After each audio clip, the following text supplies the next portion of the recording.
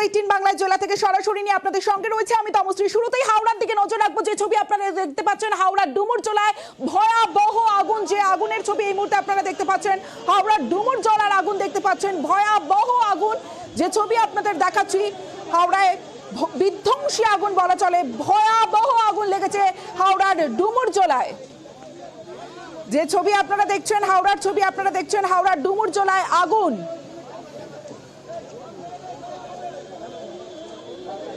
ডুমুরজলার বস্তিতে আগুন লেগেছে, যে ছবি আপনাদের দেখাচ্ছি। হাওড়ার ডুমুরজলার বস্তিতে আগুন এবং বিধ্বংসী আগুন। দেবাশিস চক্রবর্তী আমার সঙ্গে রয়েছে, দেবাশিসের সঙ্গে কথা বলবো। দেবাশিস, কিভাবে আগুন লাগলো, কি পরিস্থিতি? রীতিমতো তো বিধ্বংসী আগুন, যে ছবি আমরা দেখতে পাচ্ছি। অবশ্যই দেখো, বিধ্বংসী আগুন এবং আগুনের এই মুহূর্তে এত জোর হাওয়া রয়েছে, কারণ অবশ্যই ডুমুরজলা এলাকা যেখানে ঘটনা রয়েছে, সামনে একটি বড় লেক রয়েছে, সেই লেক ব্যাপক পরিমাণে হাওয়া রয়েছে। সেই হাওয়াতেই মূলত আমাদের যে আমরা এখানে দাঁড়িয়ে রয়েছি একটা ক্যামেরার সঙ্গে সেই অংশ দিয়ে কিন্তু ধুলো হাওয়া বেরোচ্ছে। ফলে এই যে এই পাটটা থেকে টোটাল যে অংশ যেদিকে হাওয়া যাচ্ছে সেদিকেই আগুন ধরাচ্ছে। ইতিমধ্যে হাওয়া থেকে সাতখানা সিলিন্ডার, বড় বড় সিলিন্ডার ব্লাস্ট হয়েছে। সেই ব্লাস্টের হাওয়াতে কিন্তু ব্যাপক চাঞ্চল্য ছড়িয়ে পড়েছে আবাসন। সেই আবাসন থেকে মানুষজন ইতিমধ্যে ছড়িয়ে পড়েছে। এখানে যতগুলি বড় বড় গাছ ছিল। জানতে চাইবো এই মুহূর্তে কটা ইঞ্জিন কাজ করছে ঘটনাস্থলে? দমকলের তরফ থেকে পরীক্ষা করানো হয়েছে, 10টি ইঞ্জিন ইতিমধ্যেই এখানে আগুন নেবানোর কাজে রওনা দিয়েছে। তবে ঘটনার পরে দমকলের এখন 3 থেকে 4টি ইঞ্জিন কাজ করছে। ফলে আরো বেশ কিছু ইঞ্জিন মূলত রাস্তা দিয়ে আসার যে রাস্তা সেখানে দাঁড়িয়ে থাকে, কিন্তু দমকল পৌঁছতে যথেষ্ট খবর করছে। কারণ এত বড় একটা ঘটনার পর একটা রাস্তা ভেঙে টোটালটাই বন্ধ করে দিতে হবে। তাহলে সেই বন্ধ করে দেওয়ার কারণে আরো দেরি হচ্ছে। ইতিমধ্যেই মানুষজন তাদের সর্বোচ্চ খুঁজলে এখন দিচ্ছে। সেই জায়গা থেকে জানতে চাইবো যে ছবি আমরা আগুনের দেখতে পাচ্ছি, বিধ্বংসী আগুন, কোনো কিছু যে আর বেঁচে নেই সেটা বোঝাই যাচ্ছে। তবে হতাহতের কি কোনো খবর পাচ্ছ এই মুহূর্তে? দেখো, এখনো পর্যন্ত কত মানুষ এখান থেকে বেরোতে পেরেছি, কত মানুষ বেরোতে পারেনি তার সংখ্যা কিন্তু পরিষ্কার নয়। তবে মানুষের হতাহতের খবর এখনো পর্যন্ত এরকমভাবে না পাওয়া যায়। বহু মানুষ যাদেরকে খুঁজে বেড়াচ্ছে দেখতে পাচ্ছে না, ছড়িয়ে পিছিয়ে আগুন নেবানোর চেষ্টা করছে, সেখানে দেখা যাবে না পারে। তবে এখনো পর্যন্ত সরাসরি ভাবে আগুন লাগার ইতিমধ্যে ইলেকট্রিক করছে, আগুন কিন্তু ছড়িয়ে আছে। এই মুহূর্তে তা কিন্তু ভয়ানক পরিস্থিতি নিচ্ছে। সেই ছবি যে ইলেকট্রিক পোস্টে পর্যন্ত আগুন লেগে গেছে, যে বস্তিতে ভয়াবহ আগুন, পাশের আবাসনেও আগুন, আতঙ্ক।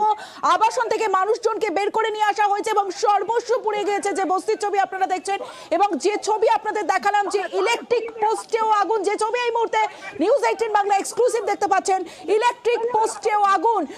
দেবাশিসের সঙ্গে কথা বলবো। দেবাশিস, শুধুমাত্র বস্তিতে নয়, ইলেকট্রিক পোস্টেও আগুন, তার মানে তো আতঙ্ক আরো বাড়ছে।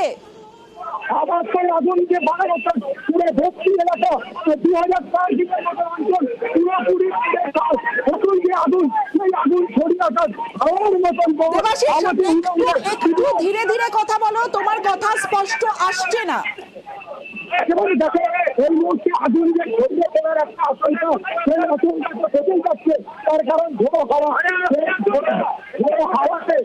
হাওয়াতে আগুনের লেলিয়ান ছিল সেগুলো উড়ে উড়ে পড়ছে। রাস্তার সেই পোস্টেও কিন্তু আগুন উড়েছে। সেই আগুন পড়েছে, অর্থাৎ বারবার করে সঙ্গে দেওয়ানোর চেষ্টা চলছে। একদিকে দমকল কর্মীরা নাচে হয়, যেখানে এই ভর্তির আগুন দেখাতে সেখানে দাঁড়িয়ে আমার নতুন হলে ইলেকট্রিক ফায়ার। ফলে একেবারে ভয়ানক পরিস্থিতি। এই মুহূর্তে ইলেকট্রিক তরফ থেকে দুটো ওখানকার যে কানেকশন সেটিকে বন্ধ করা আরম্ভ জানানো হয়েছে তরফ থেকে। তার কারণ ইলেকট্রিক পোস্টগুলো যদি আগুন লেগে যায় কিন্তু আরো ভয়ানক পরিস্থিতি হবে। এই মুহূর্তে যা পরিস্থিতি, গোটা যে বস্তি এলাকা, ওটা বস্তি একেবারে আমি একটু জানতে চাইবো তোমার কাছে, তুমি যেমনটা আমাদের বলছো যে গোটা বস্তি আগুনে পুড়ে ছাই হয়ে গেছে, ইলেকট্রিক পোস্টে আগুন, যে ছবি আমরা আমাদের দর্শকদের দেখাচ্ছি, কিন্তু এই আগুন ছড়িয়ে পড়ার কি আরো আশঙ্কা রয়েছে? কারণ আগুন তো এখনো পর্যন্ত নিয়ন্ত্রণেই আসেনি, দাউ দাউ করে জ্বলছে আগুন। অবশ্যই দেখো আগুন ছড়িয়ে পড়ার প্রতিটা মুহূর্তে আশঙ্কা রয়েছে। তার কারণ আমি তোমাকে বলছি, আগুনে পুড়ে যাওয়া অংশ সেগুলি গাছগুলি পুড়ে গেছে, সেখানে আগুন থেকে গাছগুলির পাতাগুলি আগুন লাগা পাতা সেগুলি ছড়িয়ে ছিটিয়ে বিভিন্ন জায়গায় ছড়াচ্ছে। ফলে সেই জায়গা থেকে আগুন আবার নতুন করে লাগার অংশ রাখতে পারে। আমার যে ডান দিকের অংশ এখন এটা কিন্তু বস্তির একটি অংশ, সেখানে এখনো পর্যন্ত আগুন ধরায়নি। যেহেতু আমরা যেখানে দাঁড়িয়ে আছি আমাদের বাড়ি কথা ডান দিক থেকে বাদিকে হাওয়া দেওয়ার জন্য আগুন সেটি কিন্তু বাদিকের অংশে যাচ্ছে। তবে বাদিকের নেতৃত্ব অংশ ইতিমধ্যে পুরোপুরি পুড়ে অর্থাৎ নতুন করে আর এই বস্তি বাঁচানোর কোনো জায়গা নেই। ইতিমধ্যে সিকিউরিটি অর্থাৎ ডিজাস্টার ম্যানেজমেন্ট গ্রুপ তাদেরকে বলানো যে ইলেকট্রিক আধিকারিকরা এসে পৌঁছে গেছেন আমাদের, কারণ এখানে যদি ইলেকট্রিক ফায়ার হয় তাহলে কিন্তু আরো ক্ষতি হবে। তার কারণ জল রয়েছে, দমকল কর্মীরা কাজ করছেন। ফলে এই ইলেকট্রিক ফায়ার কমানোর ইলেকট্রিক ফায়ারকে নিয়ন্ত্রণে আনার চেষ্টা চালাচ্ছে দমকল কর্মীরা। একদিকে যেরকম করে পাশাপাশি বস্তি আগুন নেওয়ানোর চেষ্টা, পাশাপাশি ইলেকট্রিক ফায়ার থেকে বাঁচতে চাইছে। কারণ গোটা রাস্তা জুড়ে এত দমকলের গাড়ি জল মানুষজন রয়েছে। ফলে যদি বিদ্যুতের তার ছিঁড়ে সেখান থেকে যায় তাহলে কিন্তু আরো বড় সড় দুর্ঘটনা ঘটবেই বলা যেতে পারে। সিএসসি অধিকারীরা সিএসসি কর্মীরা সেখানে পৌঁছে গেছে দমকল কর্মীরা ইতিমধ্যে আগুন নিবানোর পর আবার নতুন করে আমরা দেখাচ্ছি যে বাদিকের অংশ, এই বাদিকের অংশ কিন্তু আবার নতুন করে আগুন দেবাশিস, যেভাবে আগুনের পরিস্থিতি, আগুনের তীব্রতা আমরা দেখতে পাচ্ছি, তাহলে তো বেশ খানিকক্ষণ সময় লাগবে এই আগুন নিয়ন্ত্রণে আনতে।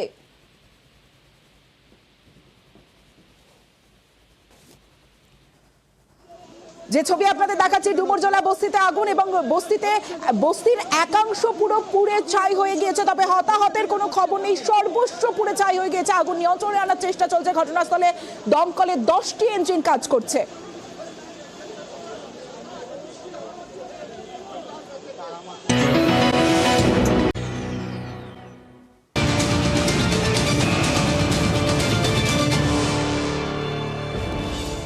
আইএনডিআই এর বৈঠক এবং সেই চতুর্থ বৈঠক শেষ, দিল্লিতে শেষ ইন্ডিয়ার বৈঠক, এবং সেই বৈঠকে 27 বিরোধী দল ছিলেন তৃণমূল নেত্রী মমতা বন্দ্যোপাধ্যায় এবং জোটের মুখ হিসেবে খার্গের নাম। मध्य प्रदेश में जैसा हुआ वैसा नहीं होगा। मध्य प्रदेश में आपके साथ जिस तरीके से हुआ है कि इंडिया गठबंधन जो बना है जी, ये जो मैंने पहले दिन से कहा स्ट्रेटेजी हमारी वही पीडीए रहेगी और भारतीय जनता पार्टी को हराएंगे। सर चुनाव में कुछ दिन बचा है, प्रधानमंत्री का चेहरा कौन होगा? यूपी में 80 हराओ सर, प्रधानमंत्री का चेहरा कौन होगा? और लोकतंत्र बचाओ। चेहरा कौन होगा सर प्रधानमंत्री देखिए, का? प्रधानमंत्री के चेहरे से बड़ी बात यह है कि लोकतंत्र का मंदिर कहने वाली जगह पर लगातार सांसदों को बाहर निकाला जा रहा है जी। क्या ये सामान्य बात है? भारतीय जनता पार्टी कोई बात सुनना नहीं चाहती, न देखना चाहती है।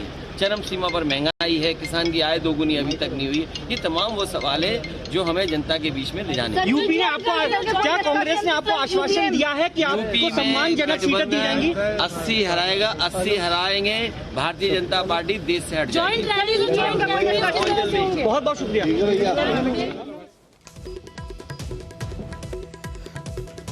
সরাসরি চলে যাবো, আবির ঘোষাল রয়েছে আমার সঙ্গে, আবিরের সঙ্গে কথা বলবো। আবির, ইন্ডিয়া জোটের বৈঠক শেষ হলো, চতুর্থ বৈঠক শেষ হলো, কি হলো বৈঠকে? বৈঠক থেকে কি উঠে এলো? আসন সমঝোতা নিয়ে কি উঠে এলো?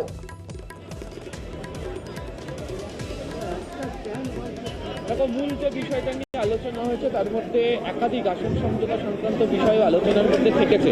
তবে যেটা সব থেকে গুরুত্বপূর্ণ যেটা দেখতে পাওয়া গিয়েছে সেটা হচ্ছে যে দলিত মুখকে সামনে রেখে ইন্ডিয়া এগোতে চায়। যেদিনকে মল্লিকার্জুন খাড়গেকে আসলে টিমের দায়িত্বে সামনে রেখে দেওয়ার একটা প্রস্তাব অরবিন্দ কেজরিওয়ালের তরফ থেকে দেওয়া হয়েছে। তবে মল্লিকার্জুন খাড়গে তিনি নিজে যেটা জানিয়েছেন, এখন সময় হচ্ছে যে নির্বাচনের ফল, সেই ফলের জন্য বা নির্বাচনের দিকে ফোকাস করা উচিত, সেটাকে সামনে রেখে এগোনো উচিত। বৈঠকে উপস্থিত থাকা বাকি রাজনৈতিক দলের যারা প্রতিনিধি তারা এই গোটা বিষয়টা নিয়ে তারাও কার্যকর করতে শুরু করেছেন। ইতিমধ্যে ইন্ডিয়া বৈঠক শেষ হয়ে যাবার পর তাদের যে সাংবাদিক সম্মেলন শুরু হচ্ছে এবং মল্লিকার্জুন খাড়গে তিনি এই বিষয় নিয়ে তিনি জানাচ্ছেন। सभी मीडिया के दोस्तों, मंच पर पधारे हुए सारे नेतागण और यहाँ पर मौजूद सभी मीडिया के दोस्तों और जो इस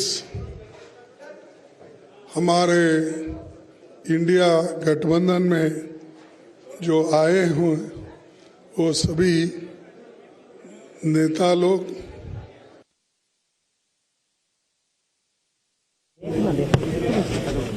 कमेटी के सामने यानी गठबंधन के सामने रखा और मीटिंग में 28 पार्टी ने हिस्सा लिया और 28 पार्टी के नेता लोग अपने अपने विचार को कमेटी के सामने यानी गठबंधन के सामने रखा। और ये खुशी की बात है, सभी ने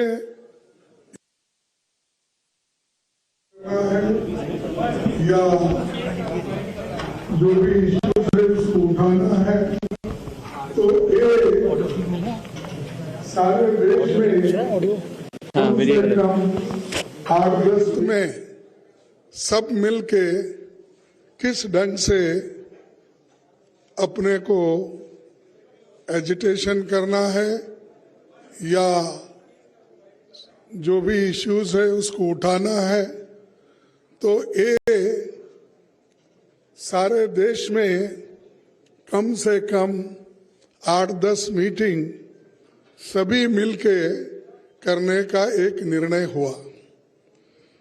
और लोगों को ये मालूम करना जरूरी समझे कि गठबंधन के लोग अगर एक मंच पे नहीं है का एक निर्णय हुआ, और लोगों को ये मालूम करना जरूरी समझे गठबंधन के लोग अगर एक मंच पे नहीं है का एक निर्णय हुआ, और सभी लोग मिलके अब तो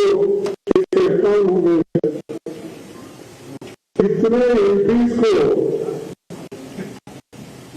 सदन बाहर डालकर सभी लोग मिलके को ये मालूम करना समझे गठबंधन के लोग एक मंच पे नहीं है का एक निर्णय हुआ, और सभी लोग मिलके को ये मालूम करना समझे गठबंधन जो सदन एक मंच पे नहीं है लड़ना होगा, और इस लड़ाई के लिए सभी लोग तैयार हैं। और ये पहली बार है हिंदुस्तान के इतिहास में डेमोक्रेटिक एक प्रोसेस में कि जो मुद्दा हमने हाउस में उठाया एक और लोकतंत्र के खिलाफ है, और लोकतंत्र को अगर बचाना है तो हम सब लोग मिलके लड़ना होगा, और इस लड़ाई के लिए सभी लोग तैयार हैं। और ये पहली बार है हिंदुस्तान के इतिहास में डेमोक्रेटिक एक प्रोसेस में कि जो मुद्दा हमने हाउस में उठाया था वो कोई गलत मुद्दा नहीं था। वो मुद्दा यही था कि जो लोग सदन के अंदर आए वो कैसा आए और किसने उनको लाया और किस ढंग से वो सब तरफ जाके स्लोगन दिए, सभी किए, लेकिन उनके जो मुद्दे थे वो लोकसभा में उन्होंने अपने आवाज से उठाया था। हम पहले से भी यही कह रहे हैं कि होम मिनिस्टर या प्राइम मिनिस्टर सदन में आइए, जो घटनाएं घटी है उसके बारे में सदन को अवगत कराइए, मालूमात कराइए, लोकसभा को और राज्यसभा को। लेकिन उन्होंने नहीं माना। मेरे को समझ में नहीं आता, सदन इधर चल रहा है, ये लोग अहमदाबाद में बिल्डिंग इनॉग्रेशन जाते हैं, सदन इधर चल रहा है, मोदी जी अपने कॉन्स्टिट्यूंसी में जाके घूमते हैं। ये क्या है? ऐसा कभी नहीं हुआ। सदन यहां देश में रह के और सभी तरफ अपने भाषण देने लगे, लेकिन पार्लियामेंट में क्यों नहीं आए? लोकसभा और राज्यसभा में क्यों नहीं आए? तो ये जो उनकी मंशा है कि डेमोक्रेसी को खत्म करना, अगर नहीं गए तो क्या होने वाला को कौन पूछने वाला है? और यहां तक कि 151 लोगों को सस्पेंड करके बाहर जो निकाले, ये पहला इंसिडेंट है कि देश में इतने लोगों को आज तक किसी ने सस्पेंड नहीं किया था। ये सरकार ने प्रोत्साहन देकर सस्पेंड करने के लिए लगाए। ये बड़ी बुरी बात है और इसके लिए हम लड़ेंगे, मैदान में जाएंगे। और जो आज प्राइम मिनिस्टर और होम मिनिस्टर समझ रहे हैं कि हमारे सिवाय हिंदुस्तान में और कोई भी नहीं, हम ही हुकूमत करने के लायक है, ये उनका समझ है। इस समझ को खत्म करने के लिए हम सब एक हुए हैं। एक होकर ये आज बहुत निर्णय लिए हैं। एक तो 151 लोगों के बारे में, और दूसरा जो है सब मिलके प्रोटेस्ट करना। और ऑल इंडिया प्रोटेस्ट 22 दिसंबर को ये जितने भी सस्पेंशन हो गए उनके बारे में ये चलेगा। और तीसरी बात यह है कि जो इंडिया गठबंधन का एक मुद्दा है कि सभी लोग मिलकर काम करेंगे, और सीट शेयरिंग का भी हम मिलके पहले जिस स्टेट में हमारे लोग हैं, पहले वो लोग वहाँ पर एक दूसरे से समझौता करेंगे। अगर कहीं दिक्कत है या कहीं अभी नहीं बन सकता, उसके लिए फिर यहाँ पर हमारे जो इंडिया गठबंधन के नेता लोग हैं उसको वो डिसाइड करेंगे।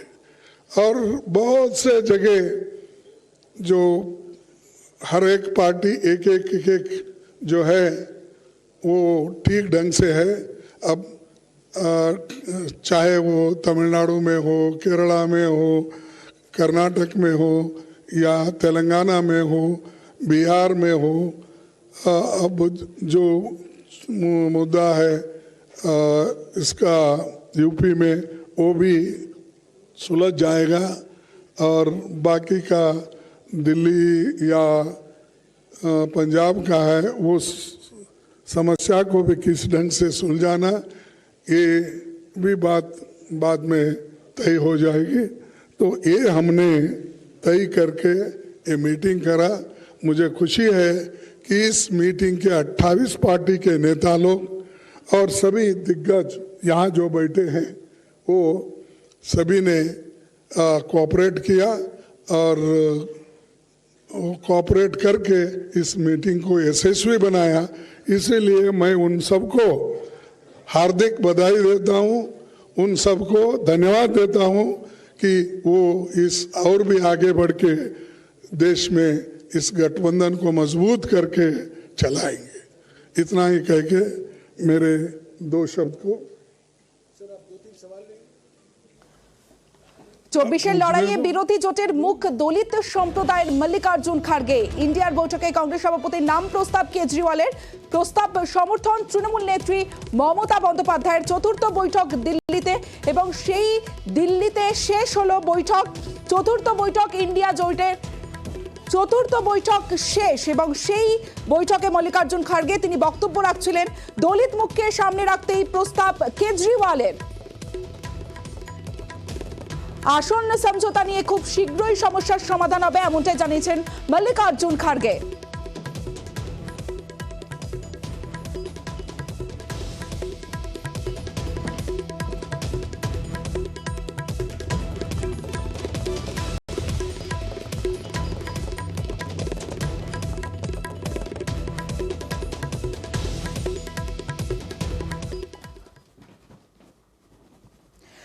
সংসদের রেকর্ড সাসপেন্ড যে ছবি আমরা দেখলাম গতকালের পর আজও সাসপেন্ড করা হয়েছে এখনো পর্যন্ত 142 জনকে সাসপেন্ড করা হয়েছে সংসদের রেকর্ড সাসপেন্ড 142 জন সাংসদকে সাসপেন্ড করা হয়েছে আর এ নিয়ে সরগরম জাতীয় রাজনীতি সাংসদদের সাসপেনশনে শীতে গরম রাজনীতি সোমবার কেন্দ্রের শাসক দল বিজেপির বিরুদ্ধে সুর চড়ান মুখ্যমন্ত্রী মমতা বন্দ্যোপাধ্যায় বলেন সবাইকেই সাসপেন্ড করে দিয়েছে পাবলিকের কথা বলার কেউ নেই হাউসটাই সাসপেন্ড করে দেওয়া উচিত দেশবাসী এই সরকারকে সাসপেন্ড করবে সাসপেনশনের বিরুদ্ধে সোমবার সংসদের দুকক্ষে বিক্ষোভ দেখান বিরোধীরা মঙ্গলবার পাল্টা দিয়েছেন প্রধানমন্ত্রী বিজেপির সংসদীয় দলের বৈঠকে তিনি বলেন সোমবার সংসদে বিরোধীরা যা করেছে তা ঠিক নয় বিরোধীরা ঠিক করেছে তারা বিরোধী আসনেই থাকবে সাসপেনশনের পর খালি সিটে বসবে বিজেপি 2024-এর পরে বিজেপি সংসদে ভরে যাবে সংসদ সাসপেনশন ঘিরে এভাবেই বাকযুদ্ধে চরমে এরই মাঝে মঙ্গলবার ফের সাসপেন্ড 50 জন লোকসভার সাংসদ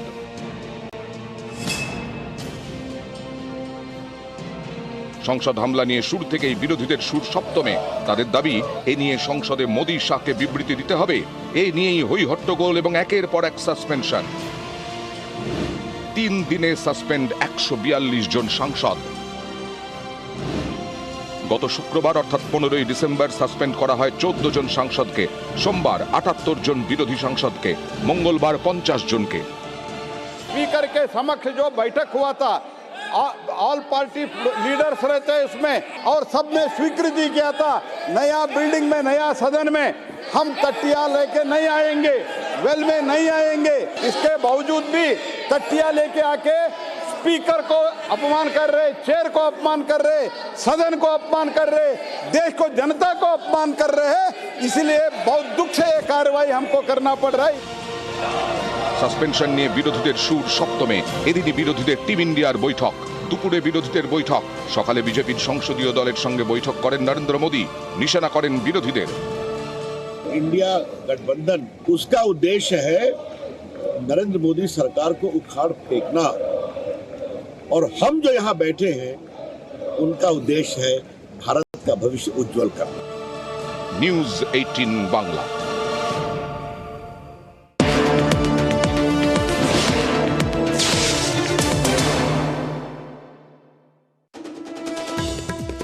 হাওড়ায় ভয়াবহ আগুন ডুমুরজলা বস্তিতে বিধ্বংসী আগুন পাশের ইলেকট্রিক পোস্টে আগুন ছড়িয়ে বিপত্তি ঘটনাস্থলে দমকল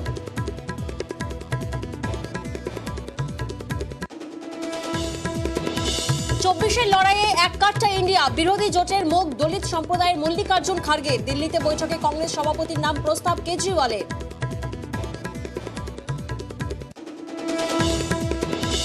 জোট বৈঠকের শুরুতেই ক্ষোভের মুখে কংগ্রেস মধ্যপ্রদেশের বিধানসভা ভোটে আসন সমঝোতা না করায় দোষারোপ অখিলেশের ইন্ডিয়া বৈঠকে ক্ষোভ প্রকাশ সমাজবাদী পার্টির প্রধানের লোকসভা ভোটে নমনীয় হওয়ার বার্তা সংসদে বেনজির সাসপেনশন আজ সাসপেন্ড আরো 50 সাংসদ লোকসভার শীতকালীন অধিবেশনে সাসপেন্ড সুদীপ বন্দ্যোপাধ্যায় মালা রায় শশী থারুর সহ বিরোধী সাংসদরা এখনো পর্যন্ত দুই কক্ষের মোট 142 সাংসদ সাসপেন্ড মোদির নিশানায় বিরোধী জোট। সংসদে যা হয়েছে বেদনাদায়ক। কয়েকটি দল বিজেপিকে সরাতে জোট মারছে। 2400 বিরোধী আসনেই থাকবে ওই দলগুলি। সাসপেনশনে ফাঁকা আসনও ভরাবে বিজেপি।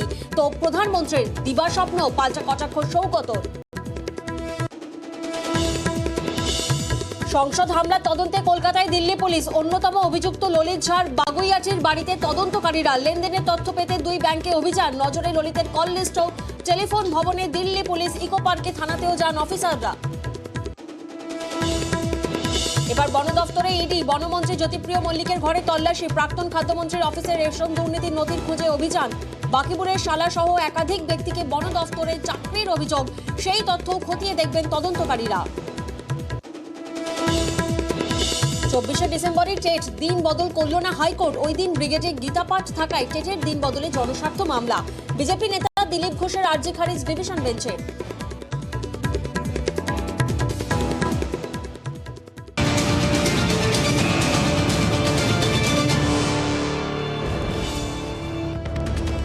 আর এই মুহূর্তে যে খবরের দিকে আমরা নজর রাখবো, এসএসকেএম এর বিরুদ্ধে বিস্ফোরক ইডি।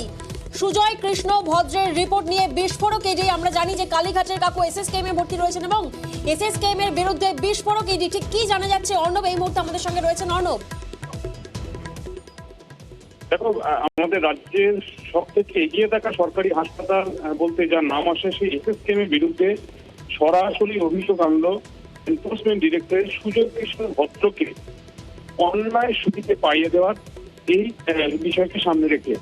এবং জুলাই মাস থেকে এখনো পর্যন্ত এসএসকেএম এ যতদিন রয়েছে তার চিকিৎসার জন্য কিছুদিনের জন্য এসএসকেএম অন্য হাসপাতালে যাওয়া ছাড়া এই পুরো সময়টাতে তার স্ট্রেস, মানসিক যন্ত্রণা বা মানসিক অসুস্থতা বা স্ট্রেস, এই মানসিক চাপ এইটুকু ছাড়া তার অন্য কোনো রকম সমস্যা শারীরিক নেই।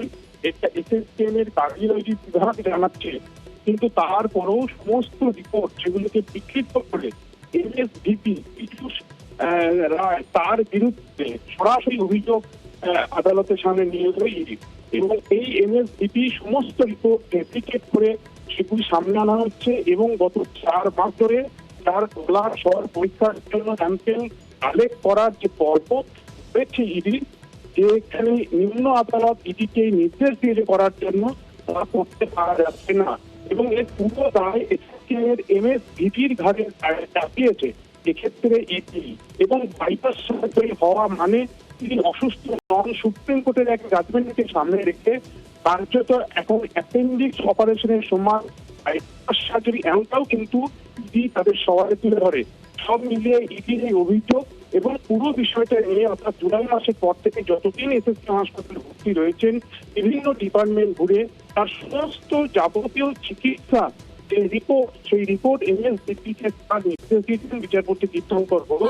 5 জানুয়ারি মামলার পরবর্তী শুনানি দুপুর 2টার সময়। সেই সময়তেই ওই রিপোর্ট এমএসভিপি এসএসকেএমকে দিতে হবে।